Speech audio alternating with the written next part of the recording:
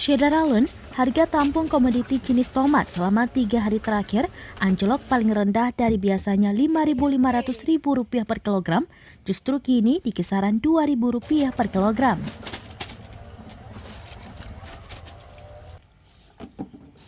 Ibrahim berusia 47 tahun bersama M. Qadri berusia 18 tahun dan Amar berusia 19 tahun selaku petani lokal di Kampung Baru, Kecamatan Pidi, kepada Serambinews.com pada Sabtu 27 Agustus 2022 mengatakan, harga tomat di tingkat agen penampung sangat menyayat hati petani dalam 3 hari terakhir terjun bebas alias anjlok.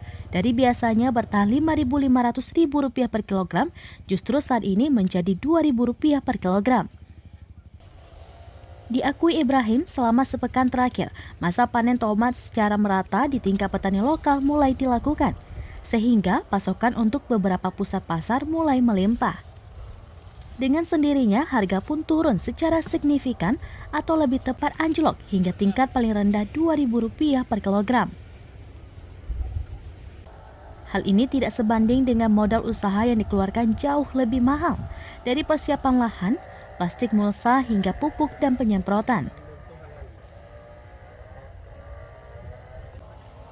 Mereka meminta pemerintah atau instansi terkait dapat turun tangan mengatasi anjloknya harga komoditi hasil pertanian masyarakat.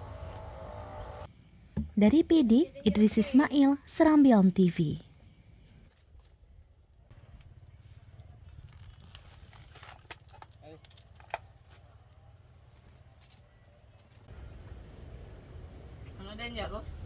Oh ya.